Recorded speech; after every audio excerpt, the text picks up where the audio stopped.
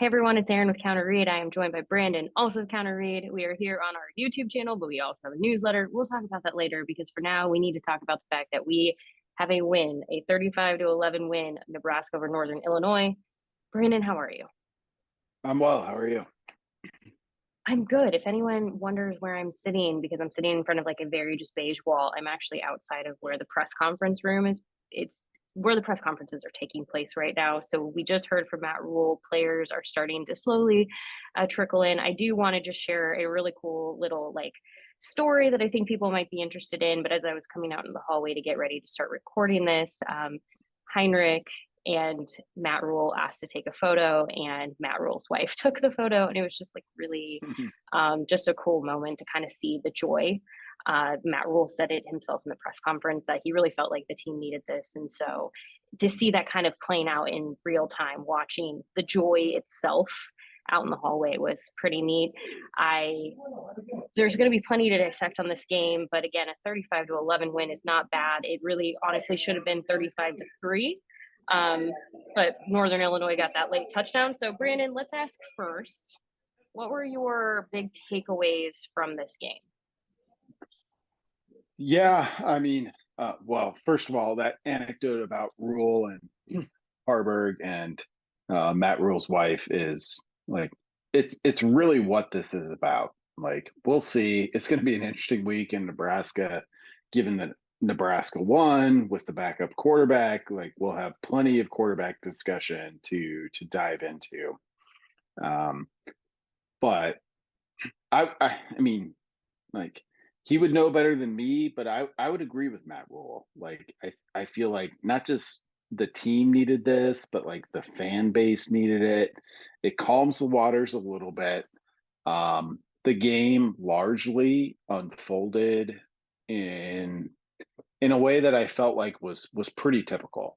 In a way that I felt like reflected the what we thought was the difference between the two teams. Like, Nebraska's defense, very, very good.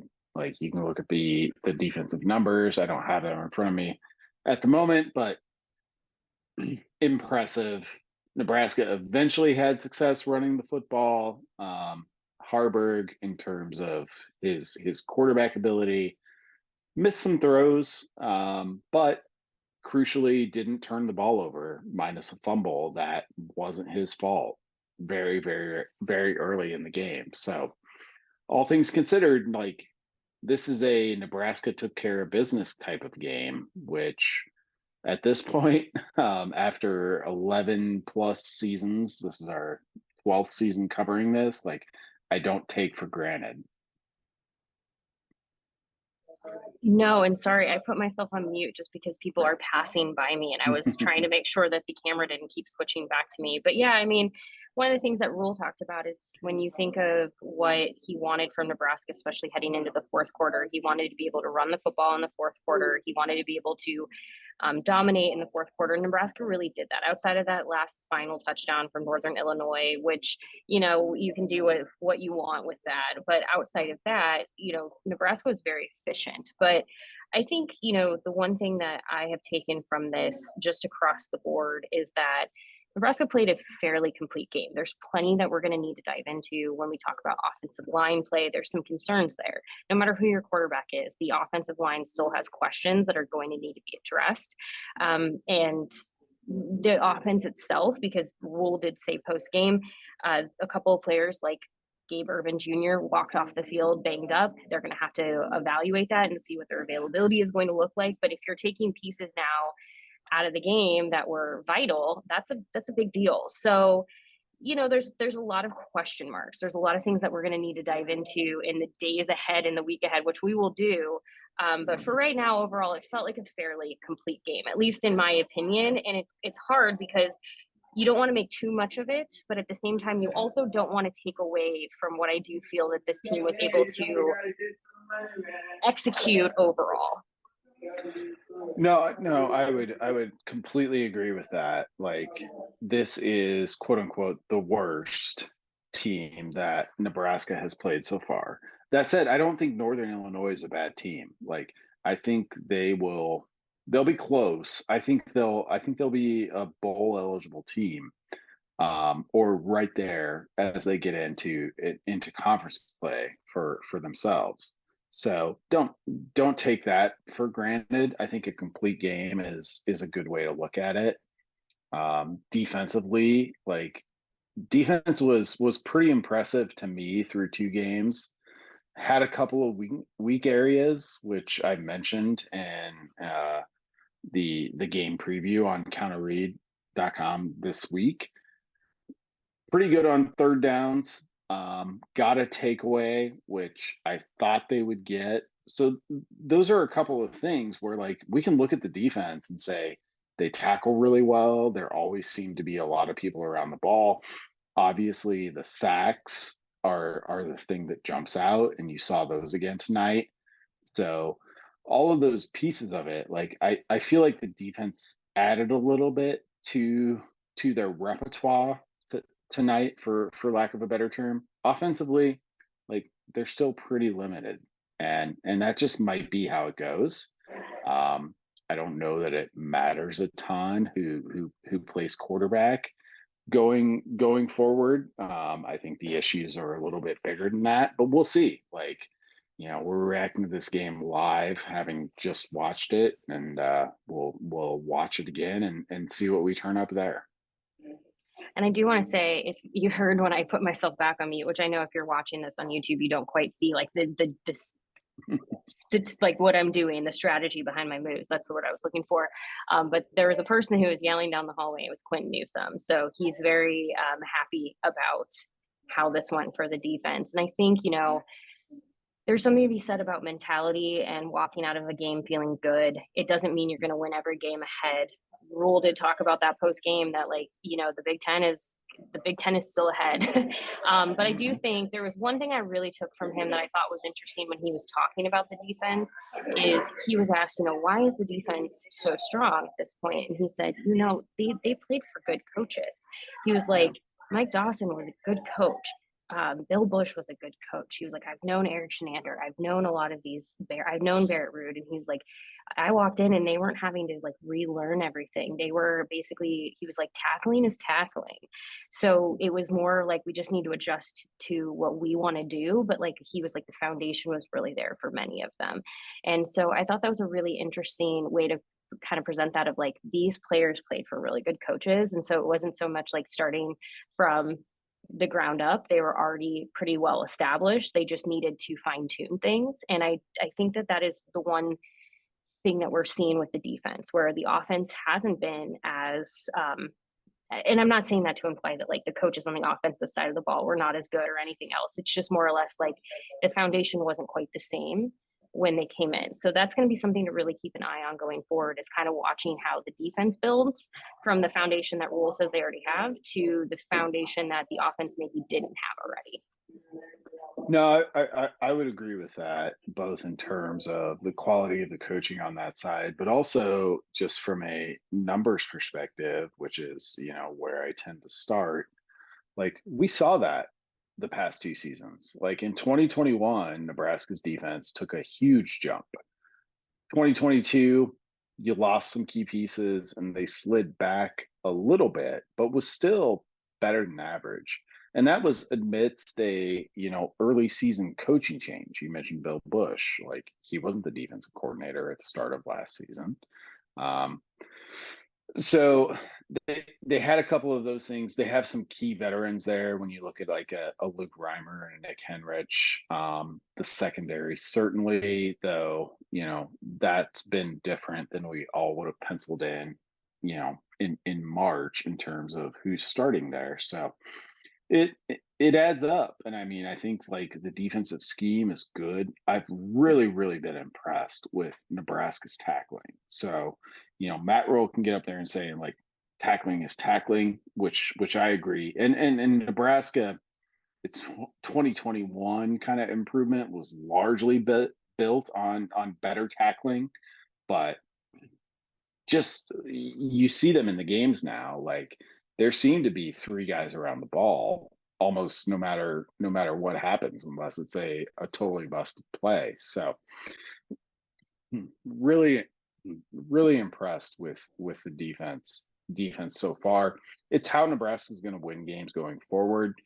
The like missing piece of the equation becomes, can you get an offense that can complement that? Yes, and a lot of it, I think, for this offense. So we talked about this last week, and we'll have to dive into this more going forward. Was with the limited, just the limitations at receiver with players with injured and unavailable for various reasons.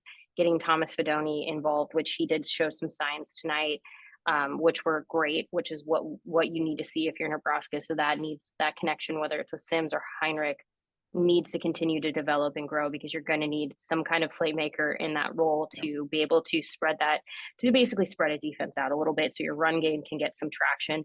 But also, like when I'm talking about the offensive line, as they're kind of figuring things out, you also need players like Ben Scott to be smart. They can't make plays that ultimately get them penalized. It's just it's too narrow of a difference for Nebraska in some games between winning and losing, where a boneheaded play by Ben Scott could end up being the reason that Nebraska loses.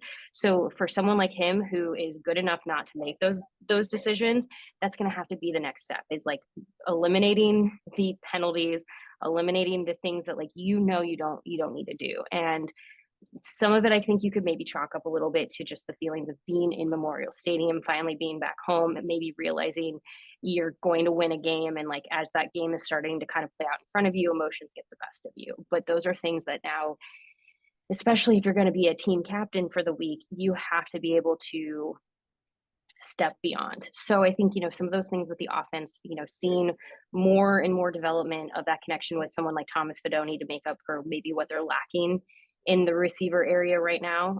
But then also just guys like Ben Scott are going to have to step up and be even better leaders because they can't get penalized like he did. You can't make those mistakes because they could be the difference between potentially a win and a loss in a different matchup. So we can dive into all of that much later, but before we wrap this up for the evening, because I know it's late by the time people are watching this, Brandon, do you have any other thoughts about this game before I let you go?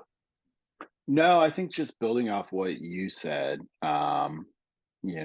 Nebraska got a comfortable win, a more comfortable than expected win here, which I think is valuable, and I think we'll see the value in that as the season goes on. But to your point, if you want to fast track a year one scenario under a new head coach, the quickest way to do that is to be somewhat uniquely I'll say penalty free.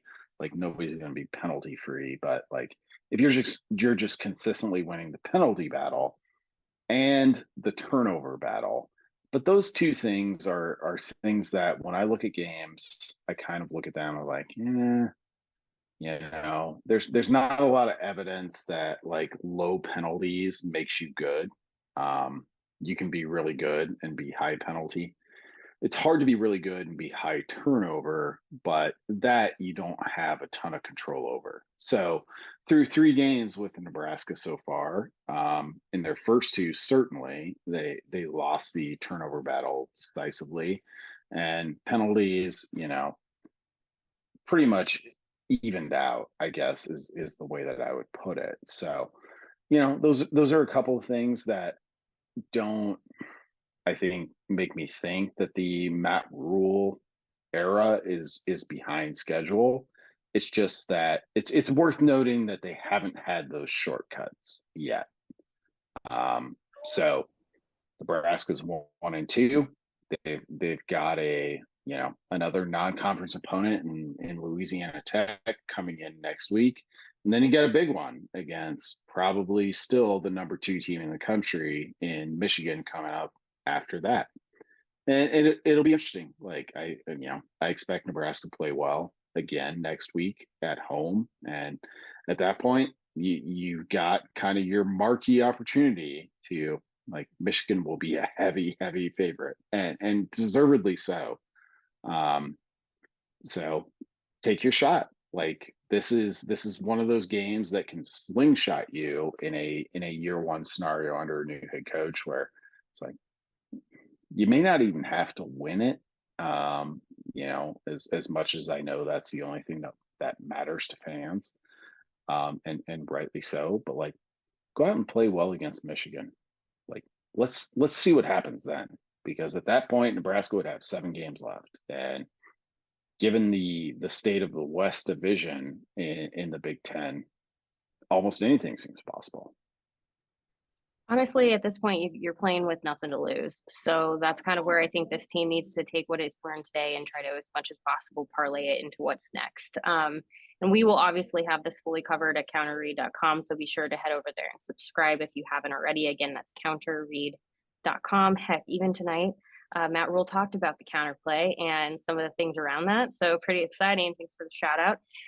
But you can, again, head over to Counter Read. We'll have plenty more to come in the week ahead as we prepare for the next matchup. But for those of you watching, enjoy this one as much as you can. There's going to be plenty more to watch, consume, everything else. In fact, if you haven't watched the Tunnel Walk, the new one celebrating 100 years of Memorial Stadium, that's already on our YouTube channel. So go ahead and check that out, like and subscribe. Brandon, thank you. We are going to let you go. I'm going to get this uploaded so I can get home and also go listen to some more players. But thank you for watching. We'll talk to you later.